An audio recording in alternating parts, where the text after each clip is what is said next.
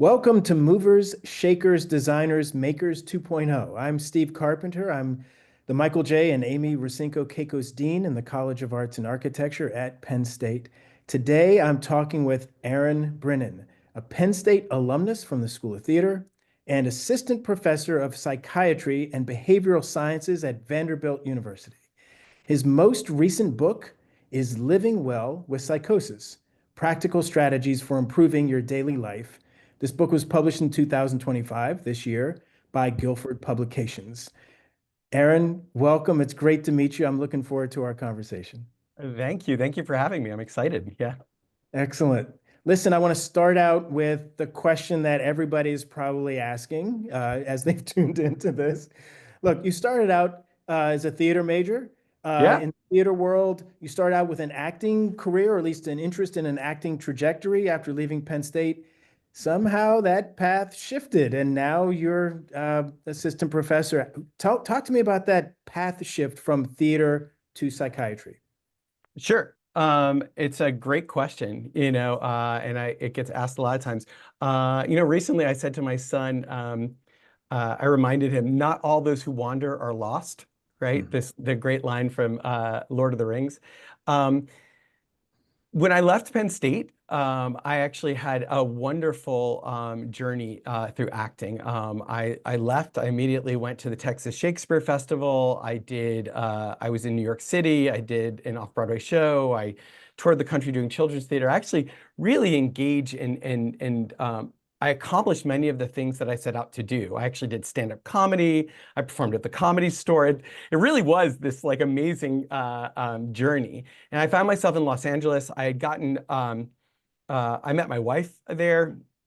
We're still married 24 years later. So by the end of this, you can all decide somebody put up with this for 24 years. There was a moment where we were newly married. She was working in early childhood education, and she started talking about being interested in helping children who had lost a parent. And I said, "Oh, you want to be a psychologist?" And she goes, "No, no, no, I could never be a psychologist." And I go, "Yeah, you could." And I kind of explained what a psychologist was. Not that she needed me to explain what a psychologist was. But she goes, "No, no, no, I couldn't be a psychologist." And I go, "Yeah, you could." And I started remembering in my mind um, uh, that there were these sort of two paths in my mind that I thought about. But I really always loved being an actor, and it really was so important to me. But it was also at a time where um, I was having success as an actor. And I was also looking at, you go away for 3 years or 6 years to do like the people just finished The Lord of the Rings, right? And that had Right. come out. And that was like, wow, going away for 3 years. The year before I met my wife, that was like a dream to go to like New Zealand for like 6 years. And then it sort of started to shift in my mind. And I really started remembering this idea of being able to help people and talk to people and things like that. And then I looked into it, and I happen to have all of the requirements to get a master's in psychology, in clinical psychology, marriage and family therapy. Mhm. And funny story, the mother from Beverly Hills 90210 was one of my practicum supervisors at the school I went to. Random story that I don't tell a lot of people, but I feel like it's appropriate for this one. This is the right place to share that I exact know, right? kind of reference. So weird. Um, and it started this journey. And there was this moment where, just like when I walked on the main stage of the Comedy Store, and I delivered my material for the first time, I felt like I had stepped on and I felt like I was at home. I remember the first time I sat in the seat and I sat with an individual that I was going to serve. It was in Glendale, California. And I sat down and I said, "How can I be of service to you?" Um, I really felt like I had found my home. And it really has created this journey for me like I never would have imagined. And um, it's just been this wonderful trip for me. So, That's brilliant. That's brilliant. I mean, you wouldn't have ended up, or at least been where you are now, unless you had that starting point in theater. People come from other Yeah. disciplines or other more conventional and traditional path starting points, Yeah. uh, and they end up where they are. You wouldn't have found it without starting out in theater, which I think is really fascinating. Yeah. But to that point, I always like to ask my guests about advice that they would give someone else. So, what advice would you have for graduates or even current students of ours um, who might be pursuing or enter into a profession that doesn't match up or align with cultural stereotypes of what that degree might be? Because, for example, people might think, Yeah. oh, you earn a degree in theater, you become an actor and you stay there, or you earn a Yeah. degree in Yeah. visual art and you become a painter and you stay in that profession. What advice Right. do you have for people who about making these kinds of career path shifts? Um, I can only speak for my own experience, and not only did I go into psychotherapy, I then kind of took this very weird path where I've actually ended up in academia, and actually pretty serious academia, right? So I was actually at the University of Pennsylvania for a number of years. I had my own center at Drexel University. Now I'm at Vanderbilt University, doing research, right? So, which again, I think before we chimed in, I said it's such a weird path, where I would go, I don't know what I would, how I ended up there. Um, the decision I made was I was going to let the value of the education that I have speak for itself. And so if somebody wants to look at my bachelor's and Google me and see I have a bachelor's in theater arts, they can do that. And they can make all of the decisions they want. People have made comments. I've been in meetings, they go, oh, I guess we should always get a theater major if we want good trainings, huh? And I go, okay, cool. That's great, except that all the people I trained have all hit their requirements. Also, here's all the work that I've done, and here's my ability to sit in a meeting and roll with whatever comes at us. And so I let my knowledge and my capabilities that I learned speak for itself. And people have learned the value of what I bring to it. And I point to um, what I needed to do to be in theater and what theater teaches you, and particularly as an actor in theater. But again, anybody who's ever been an actor in theater, you're never just an actor in theater, right? You do everything when you're an actor in theater. So it's essentially what I'm hearing is this degree or this experience of learning in theater prepared you for a range of ways of being. It wasn't a linear, singular way of being, but prepared you Mhm. because you had to know the ins and outs, front of house, back of house, from acting to the technical pieces that all come together to make a production work. You had Mhm. to be at least familiar with all of Yeah. that Yeah. uh, to do what you do. So, is there something this notion of transfer, right? So to take those ideas, those experiences, and to be able to transfer them to other professional practices. This is essentially what you're talking about. Yeah, I think it's transfer. I think it's also a way of, and I think I've always held on to this real believer in the value of uh, education is this teaching of uh, for a segment of people, I think that it teaches you, it develops you in a way of, I don't want to say how to think, but it sort of like encourages you to develop the muscles to think. So there's two things that I think about from theater that are good examples, right? I remember from the moment I started doing theater, and I think you just sort of learn this throughout your education, is that um, nobody in the audience knows if you made the mistake. And so this idea of when you go in, how do you adapt for whatever's going in there? That's just something that you learn as you kind of go through all of the things that go at you, whether you're at the pavilion and Mhm. I'm dressing Charles Dumas and the outfit breaks. Mhm. in the middle of the change, and we have to fix that in the moment. True story. Or whether it's somebody forgets their line or their entrance or whatever.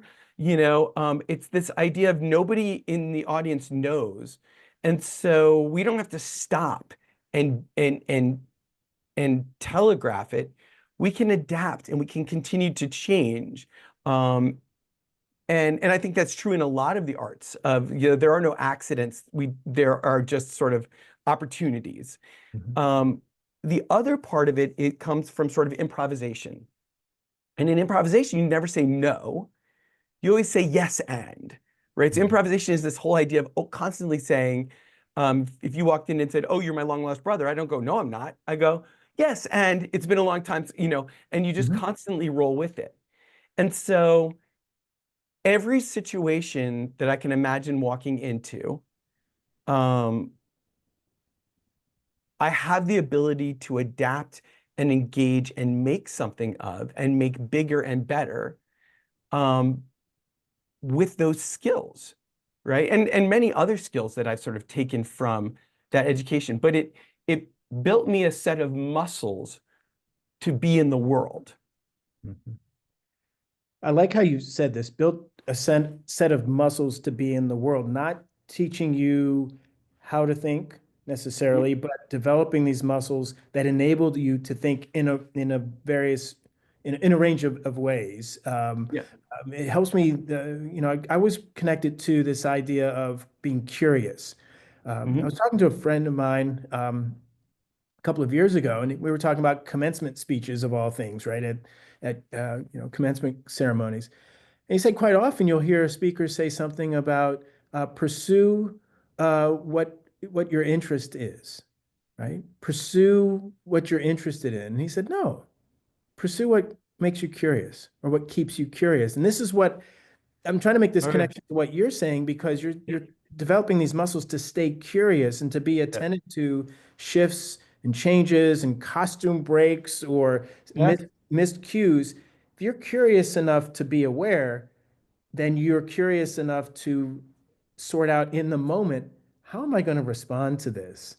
Mhm. Right? You're actively doing that rather than relying on a fixed set of ways to respond. You're actually you have that muscle developed to remain curious in the moment.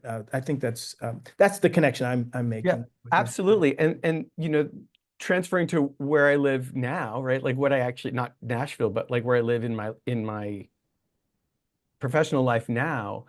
Um, that's sort of the core of the two worlds I inhabit, right? So research.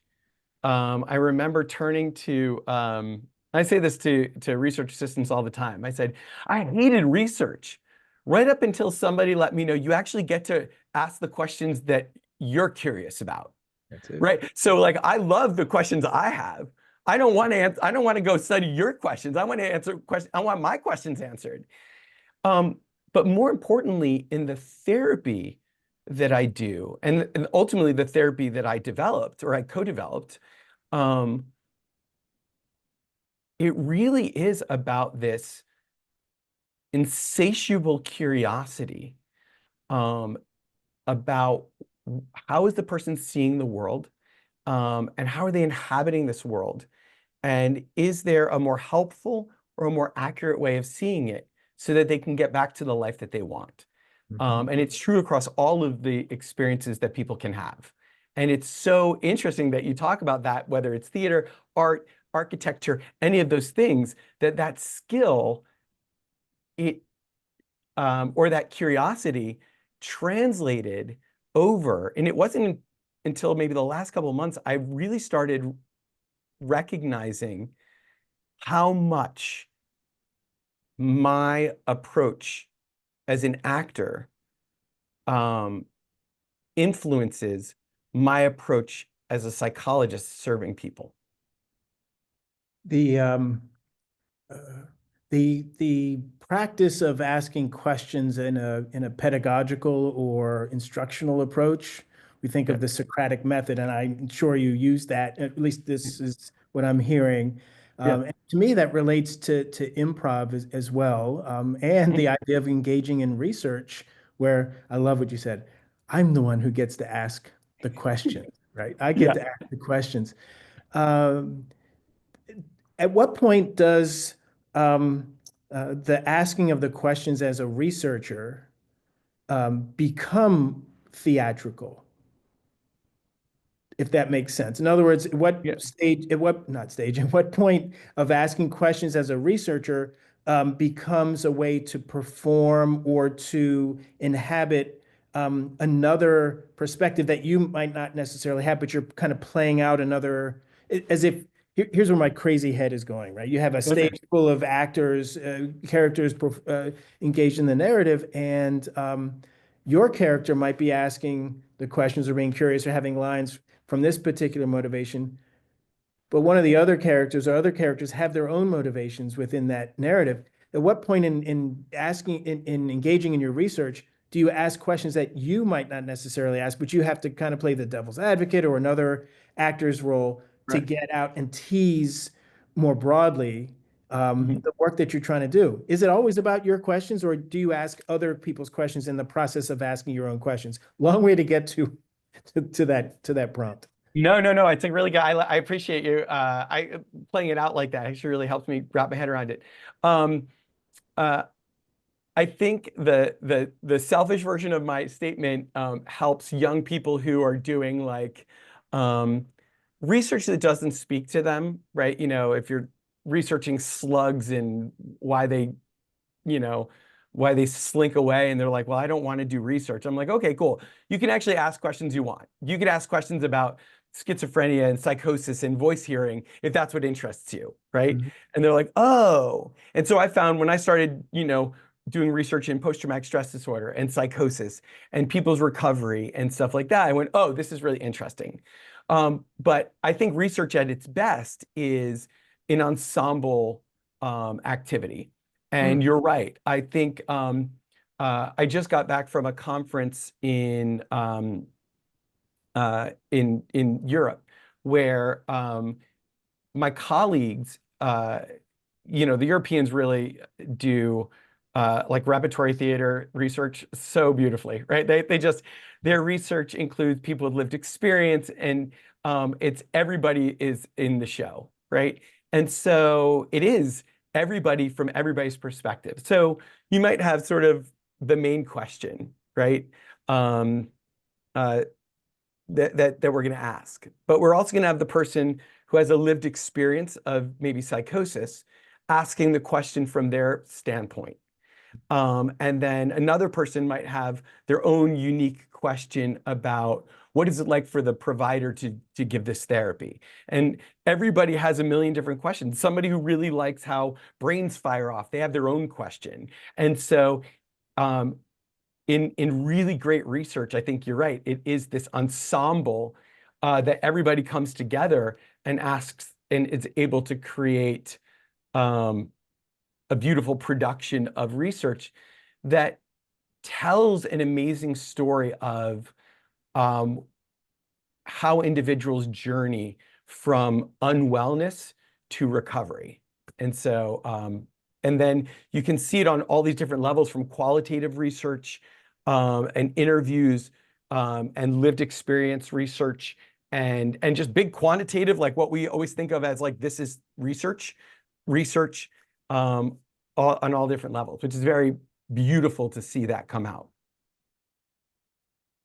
So you mentioned international, international research, conference, or not international research, but conferences with international participation, folks from different perspectives and different cultural practices. Certainly, as scholars who publish written research, which is clearly books that you've written and other published papers. Um, the audience for that is relatively small, right? In the sense that it's only the people who tend to read the book or would go to these journals, right? But if I go back to theater and I'm thinking about, Eisenhower Auditorium has 2,500 seats. That's a lot of people and probably more readers than Yeah, journal publication I may have had, right? So right. the point is, um, there are other platforms to get our research and our creative practice out into the world. Instagram, YouTube, other social media channels do that. I know you have Instagram and YouTube channels. Tell me about how Yeah. you use those. Can you share for the folks watching, how do you use those channels as vehicles for sharing your work? For sure.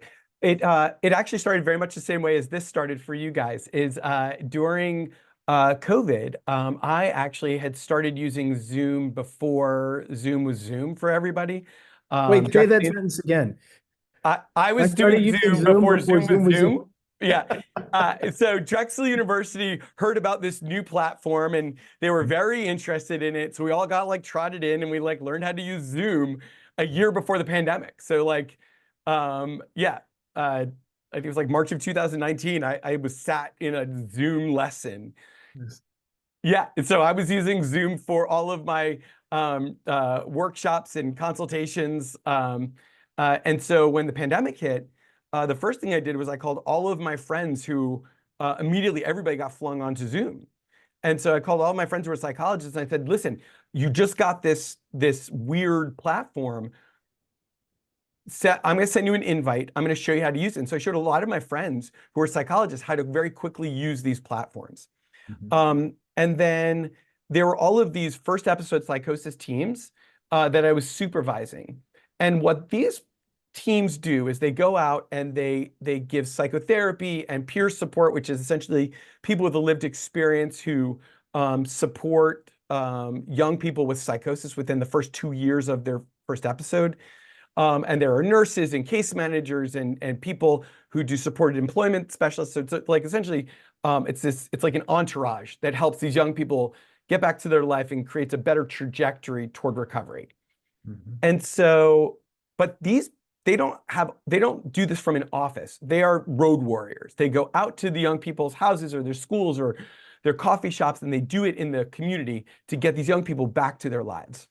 So I realized that this group of providers were going to go from 40 hours a week, 60 hours a week of being road warriors to being trapped in their houses. And so I called the team at Penn, who has been a great partner, because I do all the supervision and training of the psychotherapy. I said, if they're all locked in their house, why don't we start doing, just for all of our sanity and for our support, why don't I, on Mondays and Fridays, why don't I do a webinar and we'll just do topics and we'll start asking them what topics they want me to talk about. So every Monday and Wednesday, I would do a webinar and we would record it on Zoom. And so I would edit it and then I started posting them on YouTube just for free. I got this cartoon and cartoon app so I could make cartoons and I would be sitting there at like 5 in the morning in my base, like downstairs at my house because my family was all asleep upstairs, like making cartoons. It was like very bizarre as it was for everybody. Yeah, I mean, like imagine it's like March, April of the pandemic. Like this is very like I scary remember times. well. Yeah. And so I started with that. And then I started recognizing that after about 15 minutes, people would start, because there are amazing analytics on YouTube. So after about 15 minutes, like nowadays, people would fall off. So I started doing what I called clinical bites, which were anywhere from 8 to 15 minutes, um, really quick clinical bites. Just, quick boom. This is the topic. This is an intervention. This is why you do it. This is how you adapt it. See you next time. So I started doing those for a while. And then I started going, there's a lot of people who know how to do YouTube a lot better than I do. So I actually started like investigating how do you create a good YouTube video. Hmm. And I was probably about 75% of the way there in what I was doing. And so now I've been doing it a lot more. Actually, before we got on, I actually, by the end of today, I hope to have 5 scripts all scripted out. And tomorrow morning, I'm going to shoot all 5 scripts at home. And then I'm going on a trip with my son tomorrow over the weekend. So while I'm on the plane, I'll edit. Between writing the new book, I'm going to edit all of them and then they'll all go up. And then same thing on Instagram.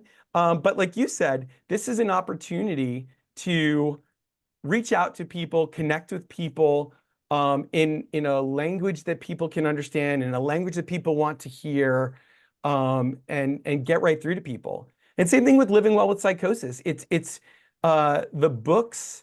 Um, that are out there about psychosis.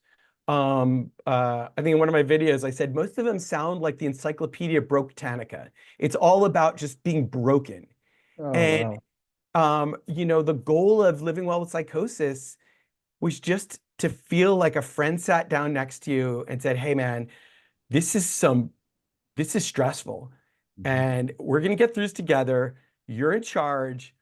I know some stuff, so I'm just gonna let you know what I know, and then maybe we get you back to your life, Mhm. and I'm here for you." And that was the whole tone of the book. But the book's also based out of all of the best science we have. Um, but I've had like a whole bunch of parents who I serve their kid, and they go, it it just feels like I'm talking on the phone to you, Aaron. And the individuals I serve go, it just feels like I'm in session with you, Aaron. It just feels like I'm talking to you. And that's the goal of the channel. It's really talking directly to individuals, talking to providers to go, yeah, man, this is how we do it. Um, and then also kind of debunking some of the garbage that's out there, right? Because for every good thing that's out there, there's like 20 bad things that are out there. Um, and mental health is too important to if we believe that mental health is important, we need to bring our best skills to bear on it. I agree. I agree with you. It must be gratifying for you Yeah, to know that your work is making a positive difference for people, that your yeah, work is being embraced, and it is helping people who need support or affirmation or a sense that I'm going to get through this. And I have someone who hears me, or at least has seen what I'm going through, or it sounds yeah. like they understand what I've been going through. You're providing something that, if we did more of that in the world. I think the world would be in a little bit better place. And certainly, you're doing some incredible work. I'm just really Oh, impressed. thank you. You're Thank welcome. I'm really impressed with how Thanks. you're connecting the arts and human needs and scholarship and research with a very powerful element of what we've been living with over the past 5 or 6 years.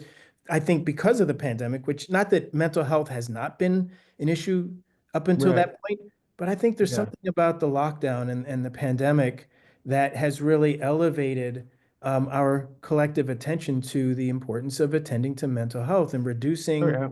any sense of concern people might have about speaking openly about mental health. Um, Yeah. your work really is an inspiration, Aaron. I mean Oh, that thank you. sincerely. Thanks. And I'm just really proud to know that we have people out in the world doing the work that you're doing in the way that you're doing it, really. Thank you. Thank you very much. Yeah. Absolutely. Listen, I Yeah. have one additional question, and then I have three For sure. really quick questions. Then I'll let you get back to your editing and your cartoon making and your uh, that's just brilliant stuff. I mean, it relates to just connecting with a methodology and an approach and really diving deep into it. That's It's really so much fun. It really and it's getting more fun now that I feel like I'm getting a little bit better at it. That's like it was really frustrating at first. And one of there's all of these advocates with lived experience, and it's funny. One of them, who's just this really brilliant. She goes, her name's Kit Wallace. She goes by Schizo Kitso, and she's sort of been like coaching me along. And I was getting really frustrated because I was trying to use this really complicated editing software. And I said, I think I'm just going to go back to iMovie. And she goes, yeah, make it easier on yourself, man. And I was like, thank you. that's it. That's it. Uh, Yep. it's good to have those people who's like, yeah, really, I just know. you're doing too much. Keep it simple. Right. Keep Yeah. it simple. That's back to those bites you were talking about, right? Right. Just Yeah. Yeah. really Exactly. direct and powerful. And all right, here's the question, and then I have three really quick questions, and I'll let you get back. So the value I've really been interested in lately, helping people to engage in conversations about the value of the arts and design in our current cultural and historic moment. So what is the value, or what might be the values that the arts and design bring to our current historical and cultural moment? Um, I think the arts and design, um, I think it tells our story in a way, and it gets through to people in a way that information can't.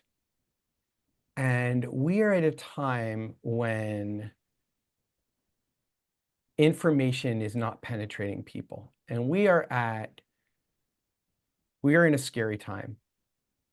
And I'm going to be honest, the people that I serve are absolutely under assault. And it's just true.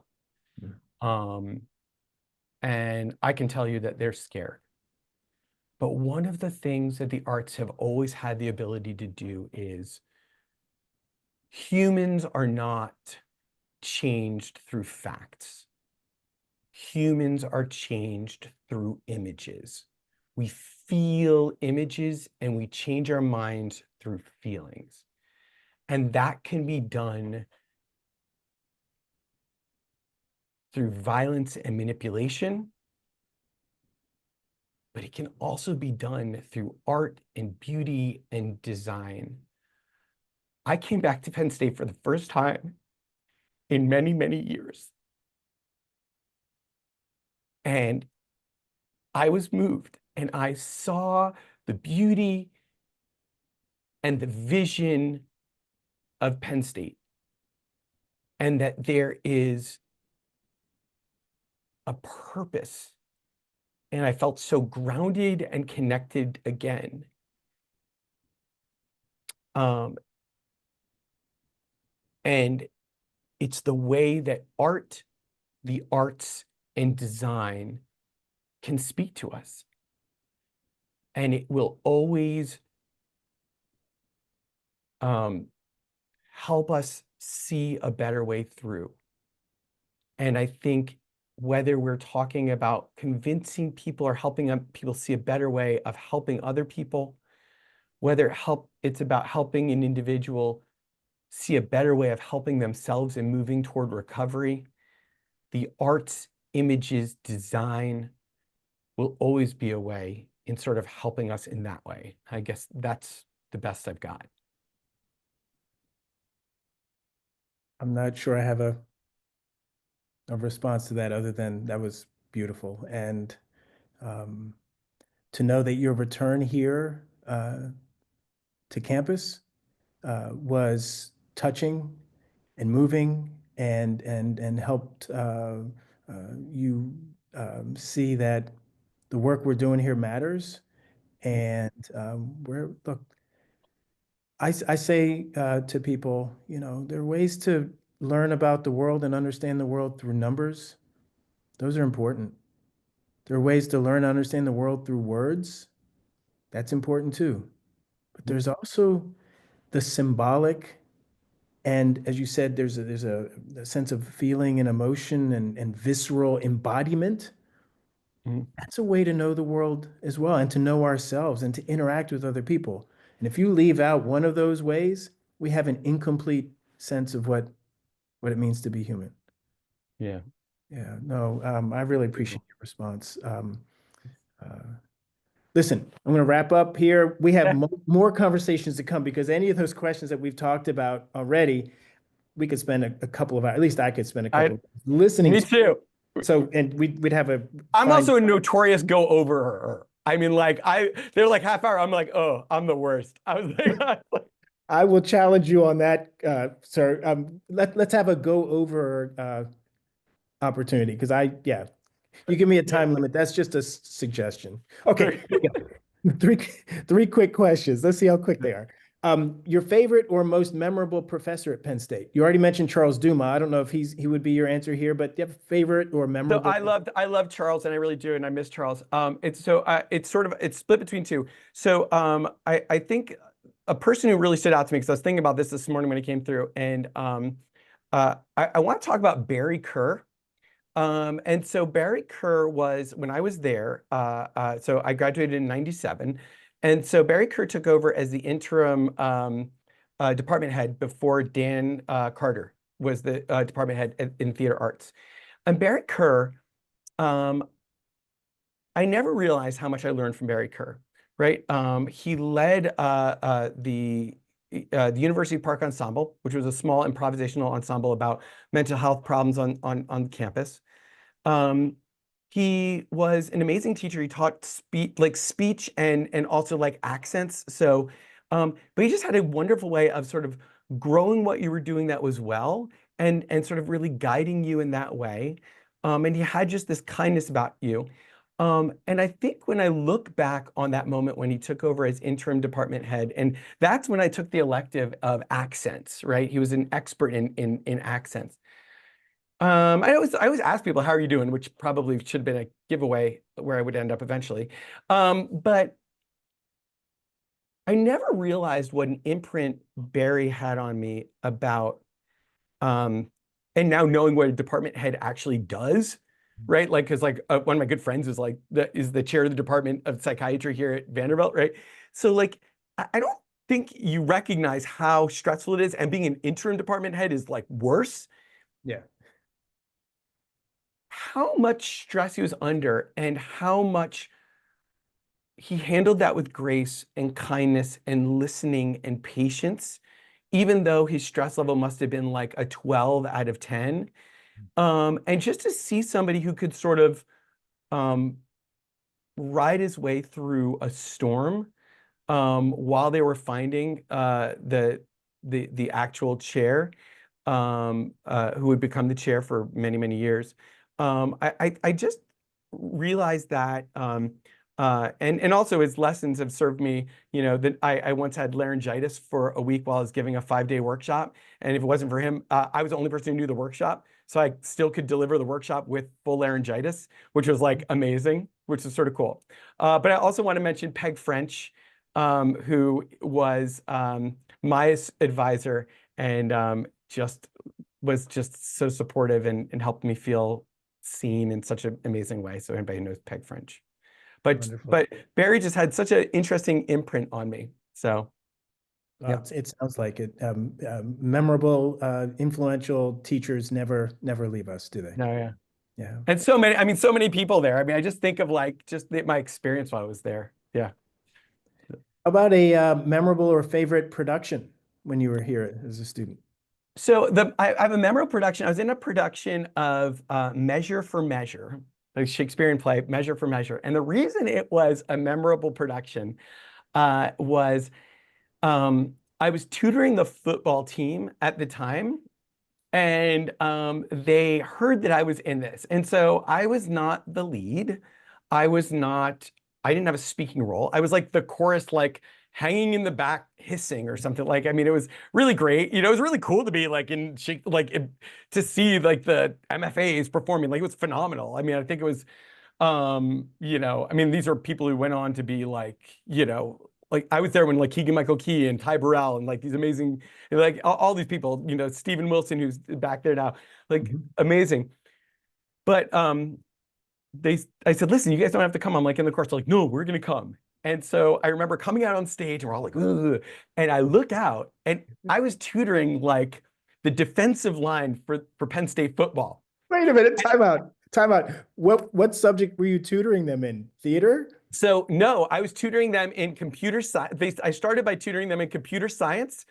Listen, hey, you got to make your money. So yeah, I was like a hustler. Like, I always wanted to make money, and my parents were like, I mean, not like we were privileged stuff like that, but they're like, we want you to focus on your studies and get what you can get out of Penn State. I'm like, cool. I was always hustling to make money. Like, I liked having my own money, and so yeah, I didn't like taking math. So I wanted to take computer science. So I did the math I could do, and then you could take computer science. Well, once you get I think B plus or above, you can tutor, and they had nobody who could tutor computer science.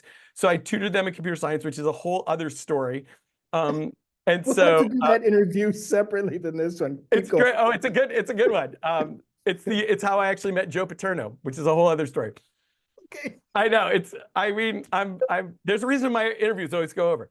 So I walk out on stage and there is like 3 members of the defensive line of Penn State football with their like they're sitting there with their programs. They're in jackets with ties, but like the ties come to here, and they're and but the other part is like the light is like reflecting off of them because they're so like not like large in a bad way, but they're a defensive line. It's like a wall. Got somebody like erected a wall, and it was just like, and they were like this the whole time. They were like this, and then they stood. They were like they were. It was amazing. I was so, and it was just like the epitome of nobody thinks that about Penn State, Mhm. right? That these guys were like, you support us every week to make sure that we can do what we do, and you believe in us.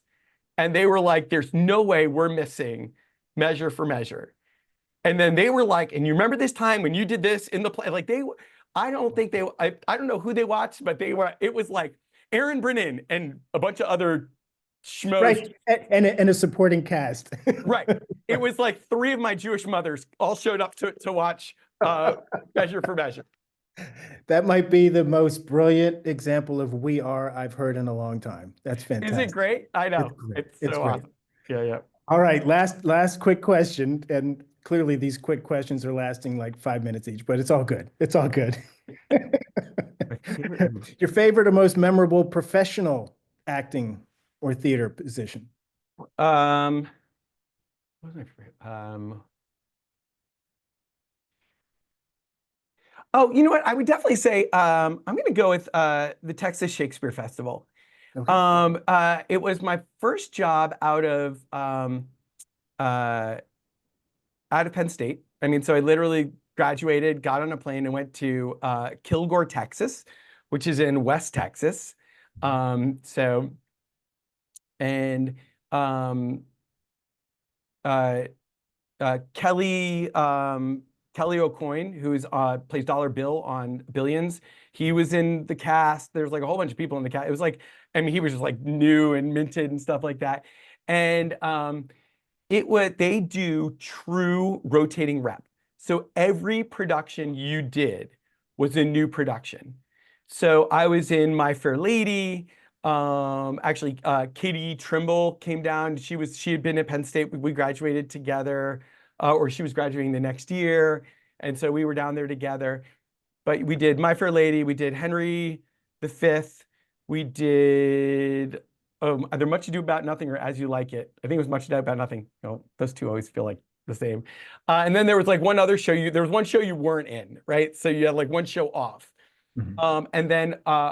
And then there was a children's show that the interns were in, and that was chose a David Mamet play, and I was the lead in that. Oh, There's okay. a David Mamet children's uh, um, play. And it was amazing because between every production, they would change all of the sets. And I actually, people would come down and I would like not narrate, but I would sort of be like MC while they were changing the sets out because people would sit and watch and I would answer questions about the shows and how we did it. But it really was this true experience of like true theater. And we were all in ensemble. And then the community really embraced us. So you would get taken out on like, there would be these nights where they would take you out and like and show you Kilgore. We went and saw the Shreveport Captains play in Shreveport, Louisiana. It was just this very wild experience. And I had like a whole bunch of these really fun experiences of like touring the country and stuff like that. But I felt like the Kilgore Shakespeare Festival has always sort of held this really cool space in my heart. And then I remember July 31st it ended, if I remember correctly. And they go, oh yeah, so you thought July was hot. August, it gets real hot. And I'm like, get me out of here. Get me out of here now. This is hot. I'm like, I'm a Jewish boy from New Jersey. This is hot like I've never experienced. I was like, get me out of here now. And I was like, I got on the plane and yeah, that was like, that was some hot like I had never experienced, right? That's almost like Matthew Broderick's line in Biloxi Blues, right? Uh, this is hot. This is Africa hot. God. Tarzan couldn't stand this kind of heat. I'm not Yeah, going to be right. able to stay here if it's going to be this hot, right? Yeah, That must exactly. have been really hot. And that was only July. In July, yeah, yeah. They're like, Yeah, oh I no, was no, born in July. it gets real hot after this. I was like, oh my gosh. I mean, and now like, now everywhere in the world's that hot. I mean, now that probably was like that was probably like 93 degrees. Now, That's it. Yeah, Aaron, so, listen, this has been one of the most unexpected yet wonderful conversations I've had in this series. oh, thank you. It's been a pleasure. Next time you're on campus, we're definitely going to sit down in person. You're welcome back anytime. You know that. Oh, Uh, thank you. we'll do more of these interviews. Maybe I'll start doing some cartooning myself for this Oh my, series.